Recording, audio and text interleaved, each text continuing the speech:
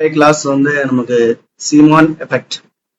இப்போ சீமான் எஃபெக்ட்ல நமக்கு ரெண்டு டைப் இருக்கு. ஒன்று வந்து நார்மல் சீமான் எஃபெக்ட், இன்னொன்று வந்து அனமாலஸ் சீமான் எஃபெக்ட்.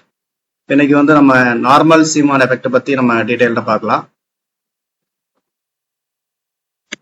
இப்போ ஃபர்ஸ்ட் ஜென்ரலா இந்த சீமான் எஃபெக்ட் அப்படின்றதுக்கான இது பார்ப்போம். சீமான் எஃபெக்ட்ன்றது என்ன அப்படின்னா, the splitting of spectral lines by a magnetic field. அதாவது நம்ம ஒரு ஆட்டத்தை கொண்டு போய் நம்ம மேக்னெட்டிக் ஃபீல்ட்ல வைக்கும்போது நமக்கு வந்து அந்த ஸ்பெக்ட்ரல் லைன்ஸ் வந்து ஏற்கனவே ஒரு ஸ்பெக்ட்ரல் லைன் கிடைத்தது, மேக்னெட்டிக் ஃபீல்ட் வைக்கும்போது 2 அல்லது 3 அல்லது அதற்கு மேற்பட்ட ஸ்பெக்ட்ரல் லைன்ஸாக நமக்கு கிடைக்கும், பிரிஞ்சிரும். அந்த எஃபெக்டை தான் என்ன சொல்றோம் அப்படின்னா நம்ம வந்து சீமான் எஃபெக்ட் அப்படின்னு சொல்றோம். இதை சீமான்றவர் டிஸ்கவர் பண்றாரு இன் 1896ல. இது வந்து இந்த சீமான் எஃபெக்ட்ன்றது முக்கியமா எதுக்கு நமக்கு ஹெல்ப்ஃபுல்லா இருக்கு அப்படின்னு பாத்தீங்க அப்படின்னா, configuration of the space quantisation. நம்ம இந்த ஸ்பின் ஆஃப் த எலக்ட்ரான் அப்புறம் இந்த ஸ்பேஸ் குவான்டைசேஷன் அப்படின்ற ஒரு ரெண்டு கான்செப்ட் குவாண்டம் மெக்கானிக்ஸ்ல நமக்கு இருக்கும். அதுல ஸ்பேஸ் குவான்டைசேஷன் அதற்கான ஒரு முக்கியமான ஒரு எக்ஸ்பெரிமெண்டா இது இருக்கு.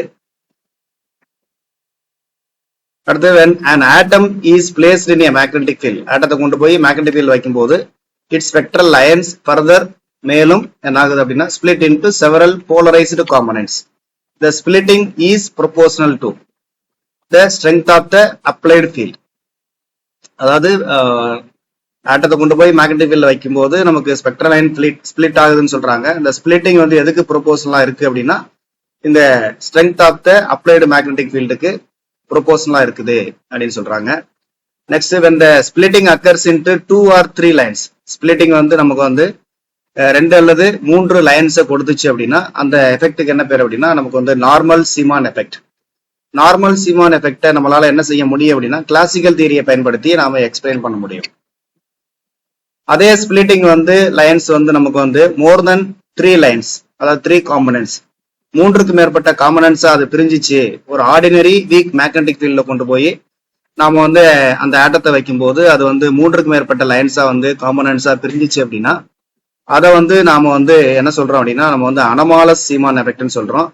இந்த அனமாலஸ் சீமான் எஃபெக்டை கிளாசிக்கல் தியரியால நம்மளால எக்ஸ்பிளைன் பண்ண முடியாது. இதை எக்ஸ்பிளைன் பண்றதுக்கு நமக்கு வந்து குவாண்டம் தியரியால மட்டும்தான் நம்ம எக்ஸ்பிளைன் பண்ண முடியும். ஓகே, அதாவது 2 அல்லது 3 காம்பனன்ட்ஸா வந்து பிரிஞ்சிச்சுன்னா அது நார்மல் சீமான் எஃபெக்ட். நார்மல் சீமான் எஃபெக்டை கிளாசிக்கல் தியரி பயன்படுத்தி நம்ம எக்ஸ்பிளைன் பண்ண முடியும். அதுவே ரொம்ப வீக் மேக்னெட்டிக் ஃபீல்டுல அதுவே 3 அல்லது அதற்கு மேற்பட்ட காம்பனன்ட்ஸா அது பிரிஞ்சிச்சு அப்படின்னா அதை வந்து நம்ம அனமாலஸ் சீமான் எஃபெக்ட்னு சொல்றோம். இதை நம்ம கிளாசிக்கல் தியரியால எக்ஸ்பிளைன் பண்ண முடியாது. அடுத்ததான் நார்மல் சீமான் எஃபெக்ட் அப்படின்றது எங்க ஏற்படுது அப்படின்னு பாத்தீங்க அப்படின்னா, the normal Simon effect which is shown by all lines due to transition between the singlet states. அதாவது இந்த நார்மல் சீமான் எஃபெக்ட் எங்க ஏற்படுது அப்படின்னு பாத்தீங்கன்னா அந்த ஆட்டத்தோட சிங்லெட் ஸ்டேட்ல ஏற்படுது. சிங்லெட் ஸ்டேட்னா அது S = 0.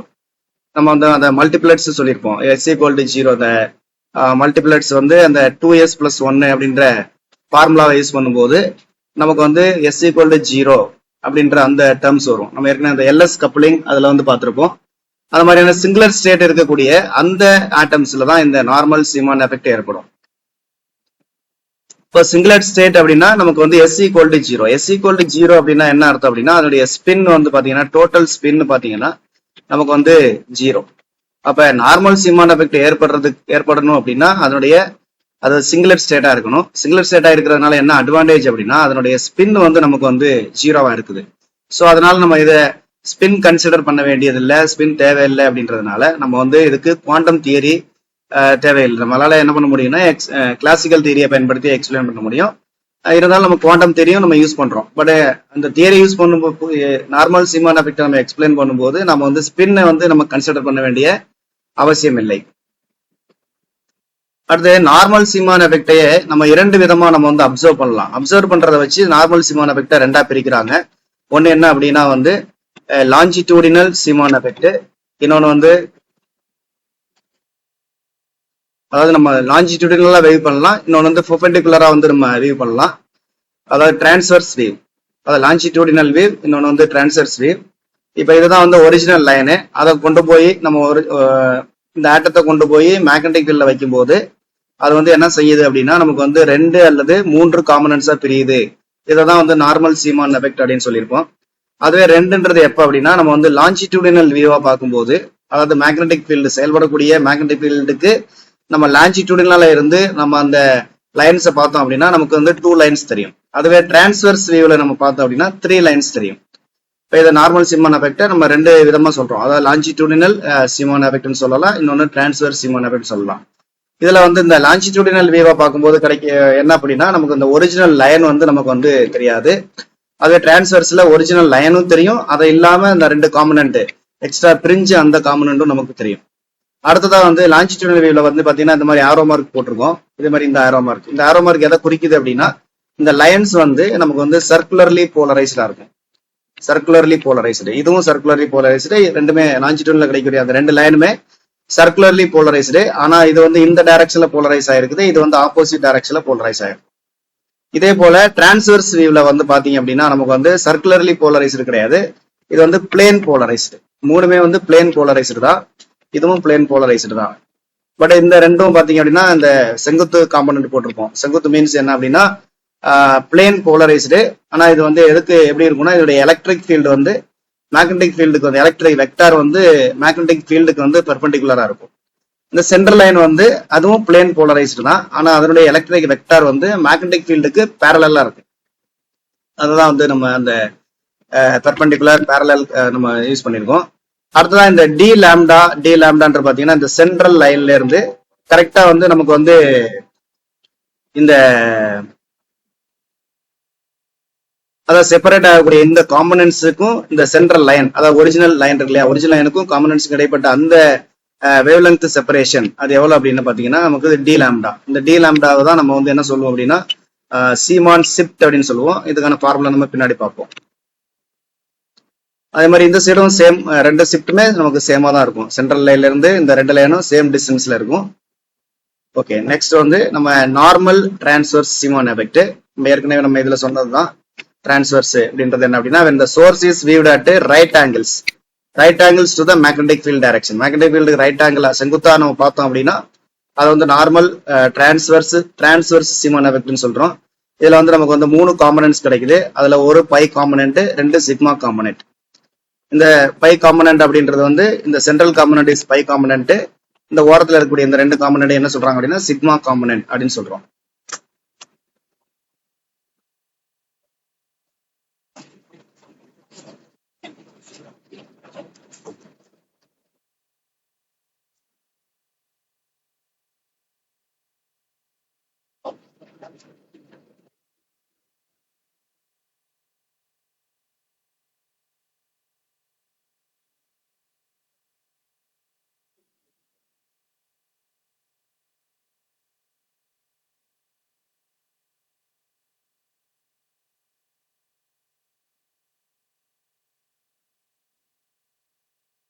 இப்போ நம்ம நார்மல் டிரான்ஸ்வர்ஸ் எஃபெக்ட்ன்றது நமக்கு வந்து 3 காம்பனன்ட் கிடைக்குது. ஒரு பை காம்பனன்ட், 2 சிக்மா காம்பனன்ட்.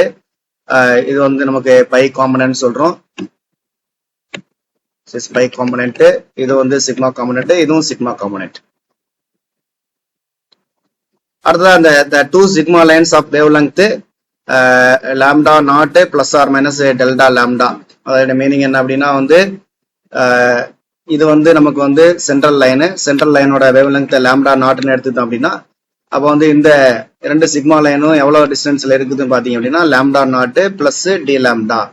அதே மாதிரி இது வந்து இதை வந்து நம்ம பிளஸ் ஒன்னு வந்து பிளஸ் டி லாம்டான்னு எடுத்துட்டோம்னா இன்னொரு லைன் வந்து மைனஸ் டி லாம்டா அப்படின்னு எடுத்துக்கலாம். இப்போ the 2 sigma lines of wavelength lambda naught plus or minus delta lambda are plane polarized.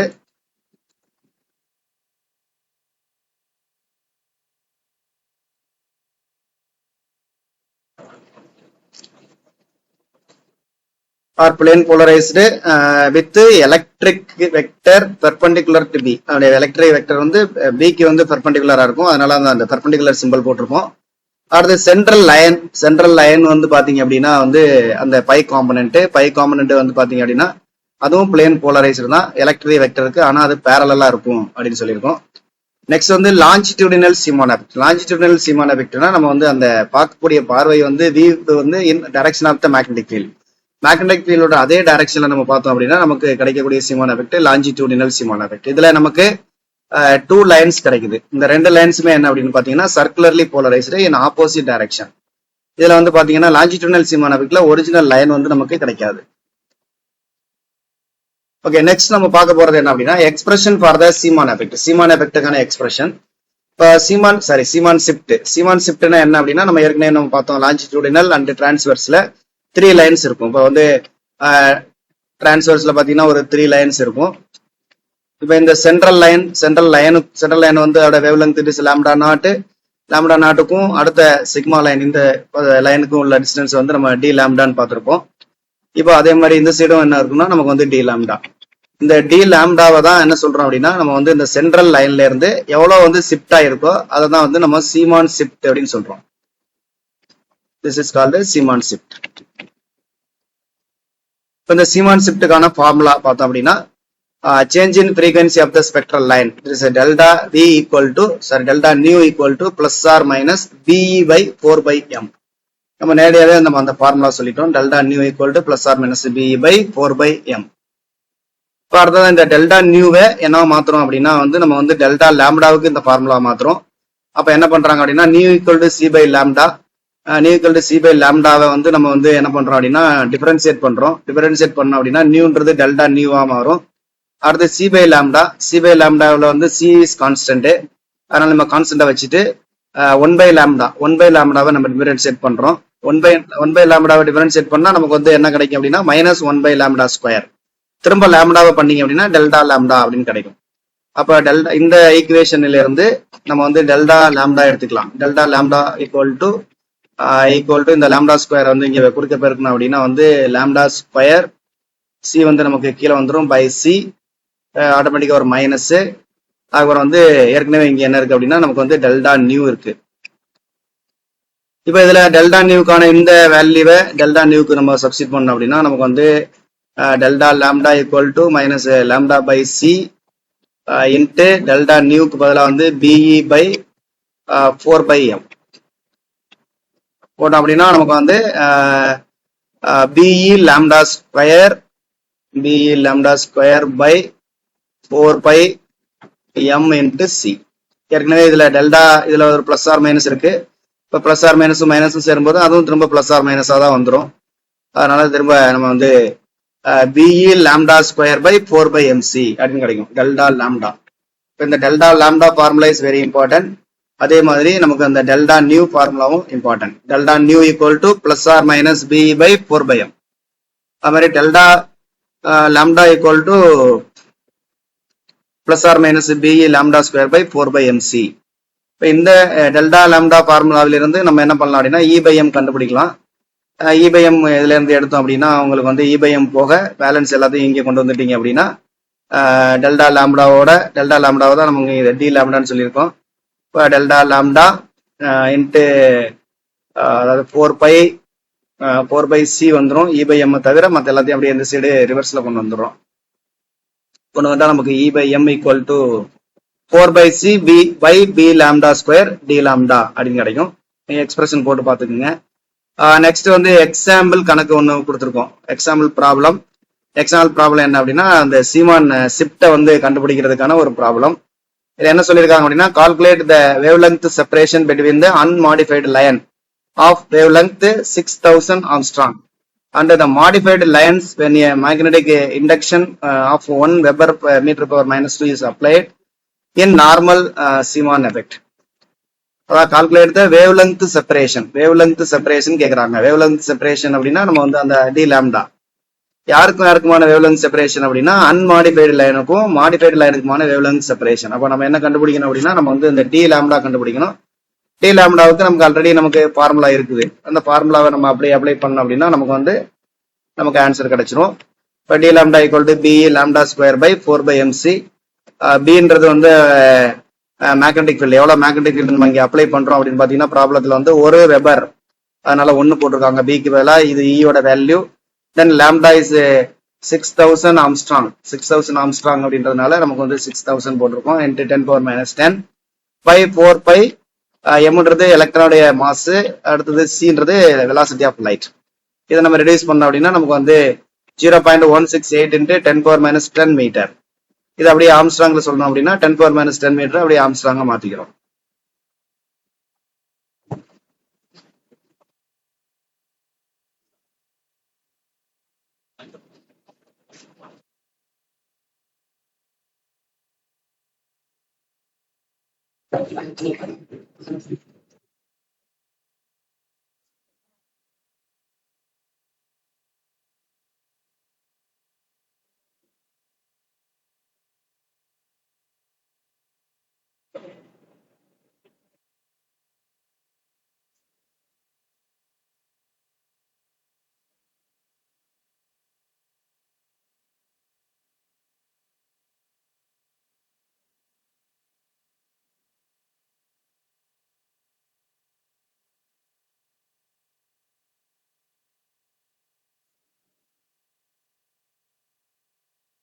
நம்ம சீமான் ஷிப்டுக்கான ஃபார்முலா வந்து நம்ம கண்டுபிடிச்சிட்டோம்.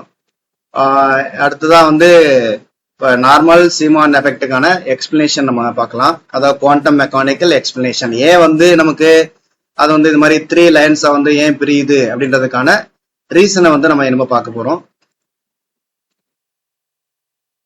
இப்போ quantum mechanical explanation of the normal Zeeman effect. In the presence of an external magnetic field V, the vector L vector precesses around the direction of the magnetic field as axis.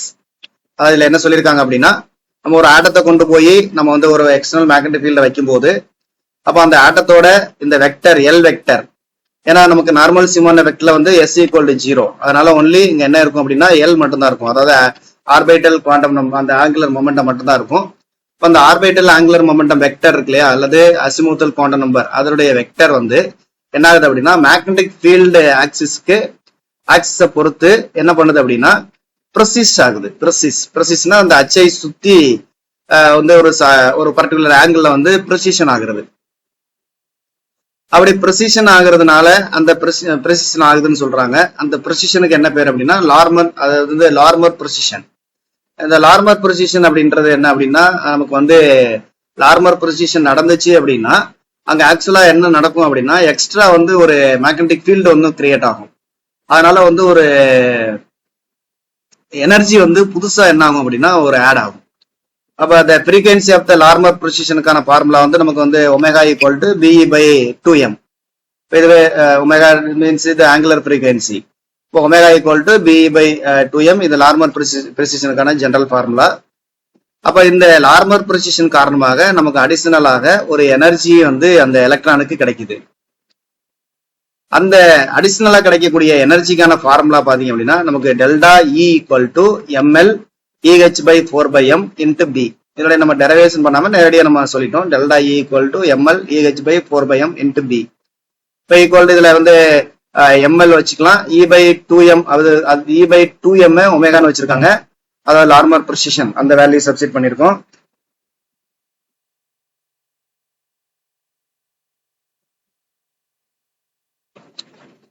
அடுத்து h/2π, omega போக balance வந்து நமக்கு h/2π வரும். இது மாதிரி எழுதலாம். அல்லது delta E = ml, இதை வந்து நமக்கு வந்து EH/4m, EH/4mன்றதை நம்ம 4 மேக்னெட்ரான் வடிவத்துல மாத்தியும் நம்ம எழுதலாம். இட் இஸ் B, அதாவது டெல்டா ஈன்றதை இந்த மாதிரி 3 விதமா நம்ம எழுதலாம் அப்படின்றதா. பட் டெல்டா ஈன்றது என்ன அப்படின்னா ml μb b அப்படின்றத நீங்க ஞாபகம் வச்சுங்க. அல்ல அப்படின்னா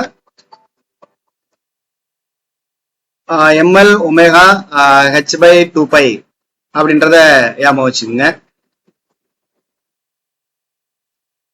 Here mu b = நமக்கு EH/4m. This is called Bohr magneton, நமக்கு தெரியும். அடுத்து வேற ml அப்படின்றது வந்து என்ன அப்படின்னா மேக்னெட்டிக் ஆர்பிட்டல் குவாண்டம் நம்பர். இந்த மேக்னெட்டிக் ஆர்பிட்டல் குவாண்டம் நம்பரோட வேல்யூ பாத்தீங்க அப்படின்னா ml can have 2l + 1 values. இது ml வந்து எத்தனை வேல்யூஸை பெறலாம் அப்படின்னா 2l + 1 வேல்யூஸ் பெறலாம். இப்போ உதாரணமா எல்லோட வேல்யூவை பொறுத்து இது வந்து நம்ம கால்குலேட் பண்றோம். இப்போ உதாரணமா இப்போ L = 1 அப்படின்னா 2l + 1 அப்படின்னா 2 × 1 + 1 = 3 வேல்யூஸ். அப்போ mlக்கு எத்தனை வேல்யூஸ் இருக்கும்னா 3 வேல்யூஸ் இருக்கும். அதோட வேல்யூஸ் எப்படி இருக்கும் அப்படின்னா -L இருந்து -L வரைக்கும் இருக்கும். இது நம்ம ஏற்கனவே பார்த்ததுதான்.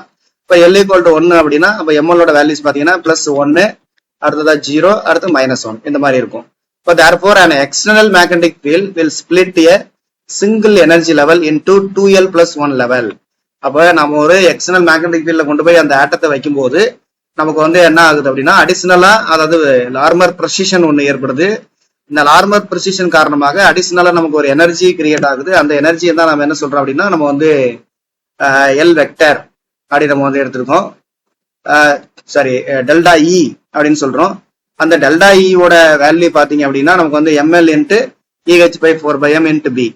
இந்த அடிஷனல் எனர்ஜி காரணமாக நமக்கு வந்து என்ன ஆகுது அப்படின்னா அடிஷனல் எனர்ஜி கிரியேட் ஆகுது. இப்ப இந்த எம்எல் அப்படின்ற அந்த மேக்னெட்டிக் ஆர்பிட்டல் குவாண்டம் நம்பர் வந்து நமக்கு வந்து என்ன ஆகுது அப்படின்னா நமக்கு வந்து 2l plus 1 வேல்யூஸா பிரியுது. ஒரு லெவல்ன்றது நமக்கு வந்து 2l plus 1 லெவல்ஸா வந்து அந்த எம்எல் வந்து அந்த எனர்ஜி லெவல்ஸை பிரிக்குது.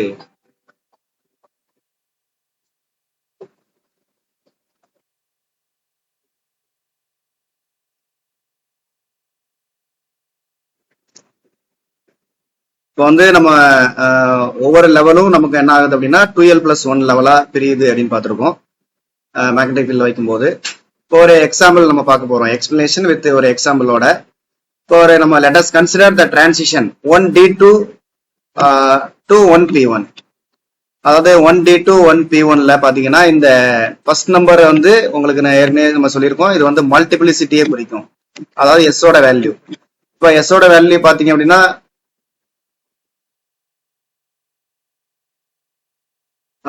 அதாவது மல்டிபிளிசிட்டியோட வேல்யூ பாத்தீங்க அப்படின்னா 1, அதாவது 2s plus 1 ஈக்குவல் டு 1. அப்ப therefore s ஈக்குவல் டு பாத்தீங்கன்னா 0. ஏன்னா வந்து நம்ம s ஈக்குவல் டு 0னா தான் நமக்கு வந்து மல்டிபிளிசிட்டி வந்து 1 வரும்.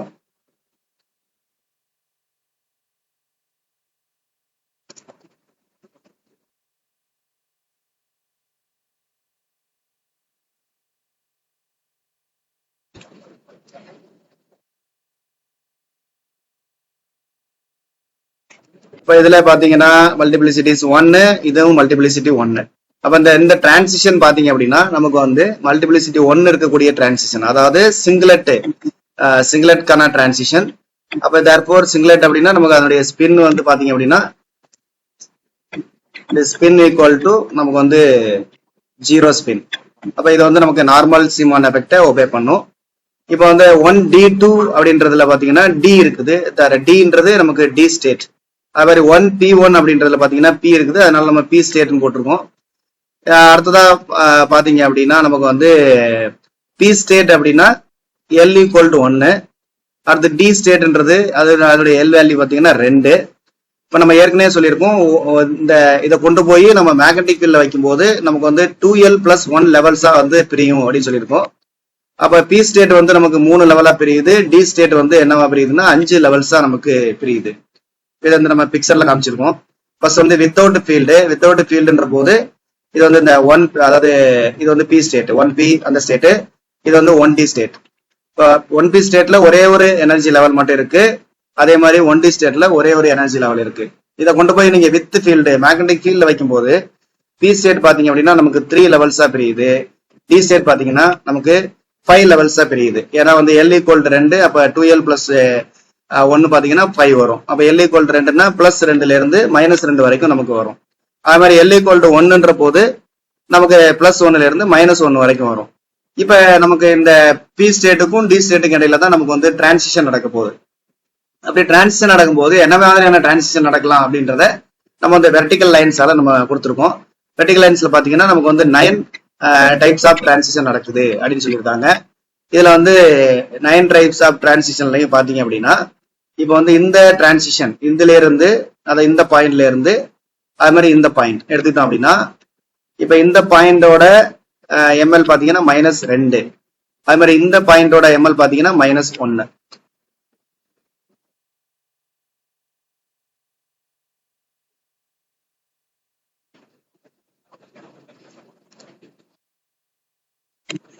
-2 -1.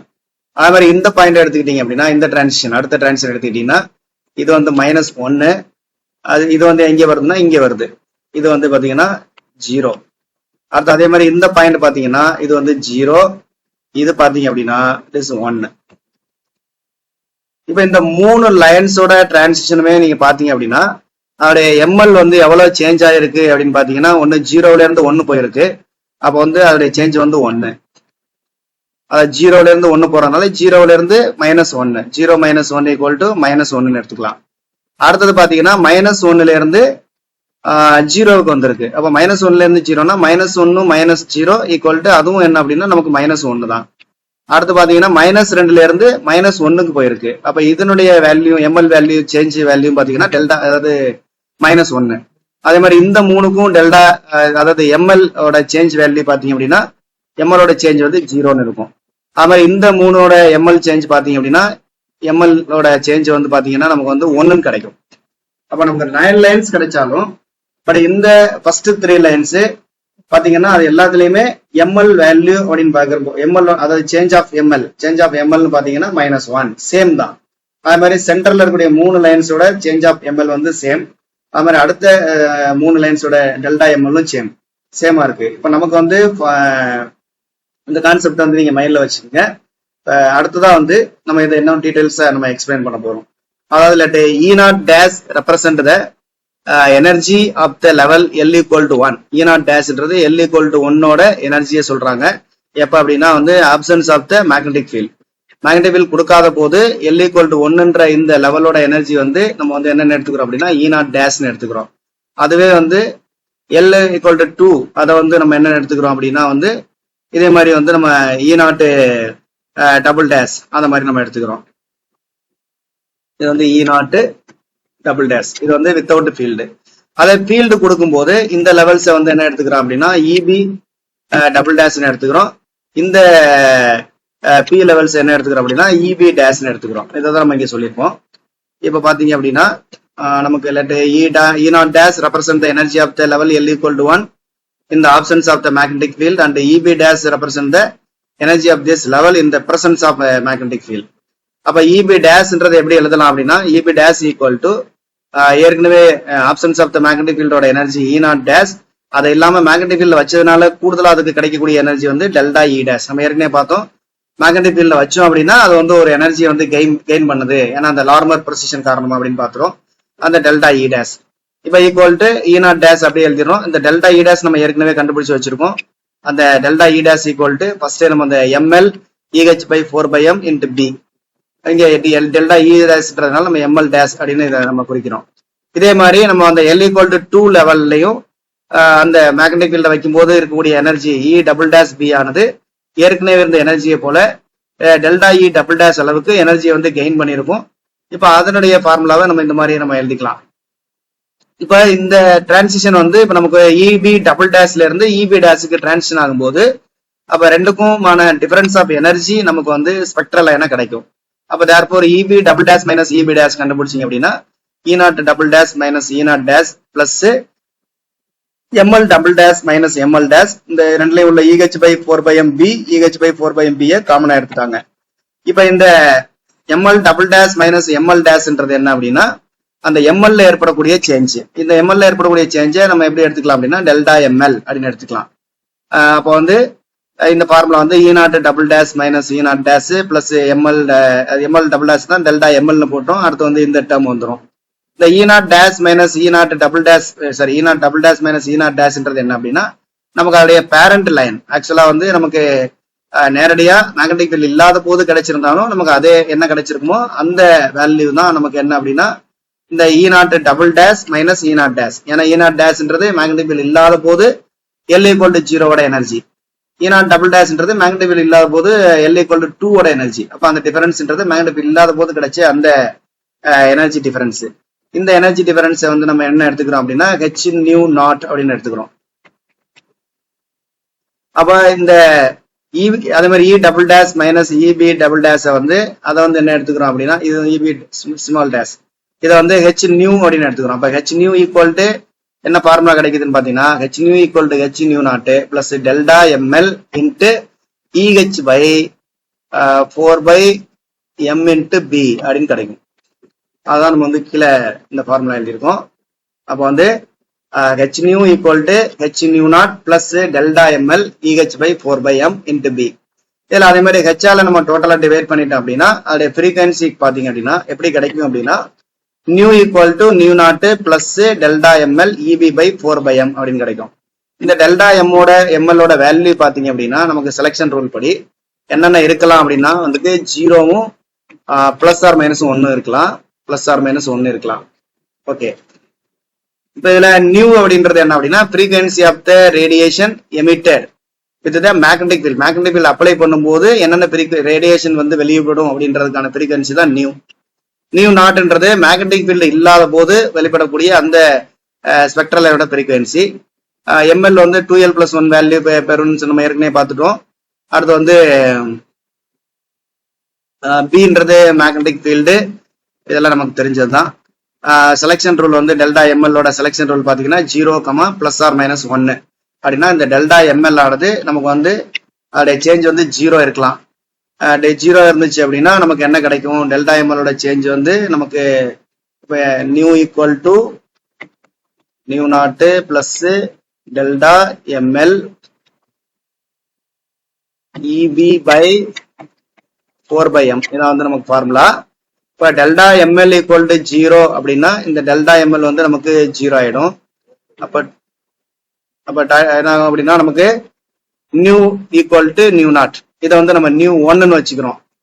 அடுத்து அதே மாதிரி வந்து உங்களுக்கு delta ML equal to plus 1, இது வந்து பிளஸ் 1ன்னு வந்துச்சு அப்படின்னா நமக்கு வந்து nu naught plus EB by 4/mன்னு சொல்லிட்டு ஒன்று கிடைக்கும். அதை வந்து நம்ம நியூ 2 அப்படின்னு வச்சுக்கிறோம். அதே மாதிரி டெல்டா எம்எல் மைனஸ் 1 இருக்கும்போது நமக்கு இன்னொரு லைன் கிடைக்குது. அது என்ன லைன் பார்த்தீங்க அப்படின்னா நமக்கு வந்து nu naught minus E B pi 4/m இந்த லைன் கிடைக்கும். இதை அப்போ நியூ 1, நியூ 2, நியூ 3 அப்போ நமக்கு மொத்தமே 3 ஃப்ரீக்வன்சி லைன்ஸ் தான் நமக்கு கிடைக்கும். அப்போ ஆக்சுவலாக நம்ம ஏற்கனவே பார்த்தோம் இல்லையா அந்த 9 டிரான்சிஷன்ஸ், இந்த 9 டிரான்சிஷன் நம்ம ஏற்கனவே நம்ம சொன்னோம். இந்த 9 டிரான்சிஷனும் பார்த்தீங்க அப்படின்னா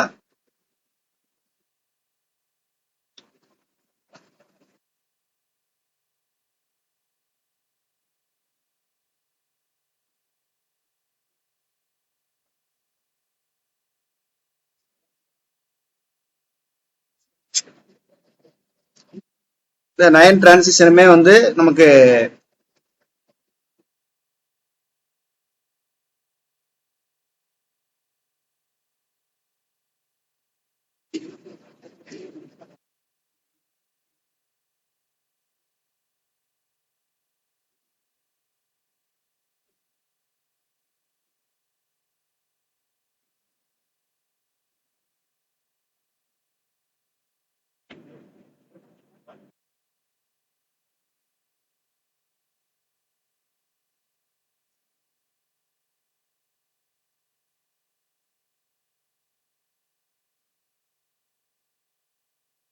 இந்த 9 டிரான்சிஷன் இருக்கு. 9 டிரான்சிஷன் இருந்தாலும் நமக்கு வந்து இந்த 3 டிரான்சிஷனும் ஒரே எம்எல் சேஞ்சில் வருது. அடுத்த 3 டிரான்சிஷன் ஒரே எம்எல் சேஞ்ச், அடுத்த 3 டிரான்சிஷன் ஒரே எம்எல் சேஞ்ச். ஆனால் இந்த 3 டிரான்சிஷனுக்கான ஃப்ரீக்வன்சியும் பார்த்தீங்கன்னா இதனுடைய ஃப்ரீக்வன்சியை தான் நம்ம வந்து இங்கே வந்து நம்ம நியூ 3ன்னு வச்சிருக்கோம். இந்த frequency sorry new 2 sorry new 3. அடுத்து இந்த ஃப்ரீக்வன்சி வந்து சாரி இந்த ஆக்சுவலாக வந்து ஓகே நியூ 3 கரெக்ட் தான். Minus delta ML equal to -1 வந்து நம்ம வந்து இதை தான் நம்ம நியூ 3ன்னு வச்சிருக்கோம். இது வந்து பாத்தீங்க அப்படின்னா நமக்கு வந்து நியூ 1, இது வந்து நியூ 2, திஸ் இஸ் நியூ 3. இப்போ இந்த 3 லைனுமே நமக்கு சேம் ஃப்ரீக்வன்சி தான் தரும். அப்போ வந்து லைன்ஸ் தான் 3 தவிர ஆனா 3மே நமக்கு ஸ்பெக்ட்ரல் லைனா வரும்போது பாத்தீங்கன்னா ஒரே இடத்துல தான் வரும். ஏன்னா 3ஓட ஃப்ரீக்வன்சியுமே சேம் தான். அதே மாதிரி நியூ 2ஓட 3 லைன்ஸுமே சேம் ஃப்ரீக்வன்சி தான். அப்போ அது தனியாக ஒரு லைன் கிடைக்கும். இப்போ இந்த 3 டிரான்சிஷன் சேர்ந்து ஒரே லைன்ல கிடைக்கும். அப்போ நமக்கு வந்து எப்படியா இருந்தாலும் நமக்கு வந்து 3 லைன்ஸ் ஒன்லி 3 லைன்ஸா கிடைச்சிரும் அப்படின்றத. ஏன்னா வந்து எம்எல் சேஞ்ச் பார்த்தீங்கன்னா ஒவ்வொரு 3 லைனுக்கும் சேமா இருக்கிறதுனால அந்த 3 டிரான்சிஷனுமே ஒரே லைனா கிடைச்சிரும் அப்படின்றத நம்ம வந்து இங்க சொல்லியிருப்போம். என்ன அப்படின்னா the above figure represents the normal Schumann effect. Although there are 9 possible transitions, they are grouped into only 3 different frequency components as indicated by above equation. For 3 transition in a bracket, change in the value of delta ml is the change. அதான் இந்த bracketல எந்த bracket means அப்படின்னா படத்துல கீழே bracket use பண்ணிருக்கோம் இல்லையா, இது இந்த 3 bracket யூஸ் பண்ணிருக்கக்கூடிய 3 லைனும் சேம் frequency. அது மாதிரி இந்த 3 லைனும் சேம் frequencyல இருக்கும் அப்படின்றத இங்க நம்ம சொல்லியிருக்கோம். ஓகே, இதுதான் வந்து நமக்கு வந்து நார்மல் சீமான் எஃபெக்ட். நார்மல் சீமான் எஃபெக்டை பொறுத்த வரைக்கும் நமக்கு வந்து இது வந்து ஒரு மேக்னெட்டிக் ஃபீல்ட்ல நம்ம கொண்டு போய் வைக்கும்போது ஒரு 2 அல்லது 3 லைன்ஸா வந்து நமக்கு பிரியுது. அதுல முக்கியமா என்ன அப்படின்னு பாத்தீங்க அப்படின்னா 2 லைன்ஸ்ன்றது நமக்கு லாஞ்சிடியூடினல் சீமான் எஃபெக்ட், 3 லைன்ஸ்ன்றது வந்து டிரான்ஸ்வர்ஸ் சீமான் எஃபெக்ட். இதுல முக்கியமான கான்செப்ட் என்ன அப்படின்னா நார்மல் சீமான் எஃபெக்ட்ல நம்ம வந்து சிங்லெட் ஸ்டேட் ஆஃப் ஆட்டம்ஸ் தான் வந்து ஈடுபடுது. ஸோ அதனால இங்க வந்து ஸ்பின் வந்து 0 ஆயிருது. ஸோ அதனால நம்ம வந்து ஸ்பின்னை கன்சிடர் பண்ணாம ஒன்லி ஆர்பிட்டல் ஆங்குலர் மொமெண்டம் எல்ல மட்டும் தான் நம்ம கன்சிடர் பண்ணியிருக்கோம். அதனால வந்து அடுத்ததா வந்து நார்மல் சீமான் எஃபெக்டை நம்மளால கிளாசிக்கல் தியரி படியே நம்மளால என்ன பண்ண முடியும் அப்படின்னா எக்ஸ்பிளைன் பண்ண முடியும். குவாண்டம் தியரியை நம்ம வந்து அடிஷனலா சில ஃபார்முலாஸ் கண்டுபிடிக்கிறதுக்கு நம்ம வந்து யூஸ் பண்ணிக்கிறோம். நெக்ஸ்ட் வந்து இந்த போலரைசேஷன் பாத்தீங்க அப்படின்னா லாஞ்சிடியூடினல்ல சர்க்குலர்லி போலரைஸ்டு, டிரான்ஸ்வர்ஸ்ல பாத்தீங்கன்னா எல்லாமே பிளேன் போலரைஸ்டா நமக்கு 3 காம்பனன்ட்ஸ் கிடைக்குது. லாஞ்சிடியூடினல் சீமான் எஃபெக்டை பொறுத்த வரைக்கும் நமக்கு சென்ட்ரல் லைன் வந்து நமக்கு கிடைக்காது. இதுல வந்து நமக்கு 3 லைனுமே நமக்கு கிடைச்சிரும். நெக்ஸ்ட் சீமான் ஷிப்டுக்கான ஃபார்முலா. அடுத்ததான் வந்து இந்த new equal to nu not equal இந்த ஃபார்முலா. இது எல்லாமே நமக்கு முக்கியமான ஃபார்முலா. அதே மாதிரி லார்மர் இப்போ வந்து இந்த நார்மல் சீமான் எஃபெக்ட் எப்படி நடக்குதுன்னா நம்ம வந்து ஒரு ஆட்டத்தை கொண்டு போய் மேக்னெட்டிக் ஃபீல்ட்ல வைக்கும்போது அங்க வந்து அந்த angular orbital angular moment vector வந்து லார்மர் ப்ரெசிஷனை உண்டாக்குது. அதனால அடிஷனலா ஒரு எனர்ஜியை கெயின் பண்ணுது. இந்த கெயின் பண்ணக்கூடிய இந்த அடிஷனல் எனர்ஜியின் காரணமாக ஒவ்வொரு எனர்ஜி லெவல்ஸும் நமக்கு வந்து என்னவா பிரியுது அப்படின்னா 2l+1 லெவல்ஸா பிரியுது. அப்படி நிறைய லெவல்ஸா பிரியறதுனாலதான் நமக்கு வந்து அந்த பேரன் லைன் ஒரே ஒரு லைன் வந்து மேக்னெட்டிக் ஃபீல்ட் வைக்கிறதுக்கு முன்னாடி கிடைச்ச ஒரு லைன்ன்றது மேக்னெட்டிக் ஃபீல்ட் வச்ச பிறகு நமக்கு 2 அல்லது 3 லைனா நமக்கு பிரியுது. ஏன்னா நிறைய எனர்ஜி லெவல்ஸ் பிரியறதுனால டிரான்சிஷன் நிறைய உருவாகுது. இதன் காரணமா தான் வந்து அந்த ஸ்பிளிட்டிங் ஏற்படுது அப்படின்றத நம்ம பார்த்தோம். ஓகே, இதோட நார்மல் சீமான் எஃபெக்ட் முடிந்தது. இதுல உங்களுக்கு ஏதாவது டவுட்ஸ் ஏதாவது இருந்துச்சு அப்படின்னா நீங்க வந்து கேட்டுக்கலாம். அப்படி இல்லை அப்படின்னா மீட்டிங்ல இருந்து ஆட்டோமேட்டிக்கா நீங்க ரிலீவ் ஆகிக்கலாம்.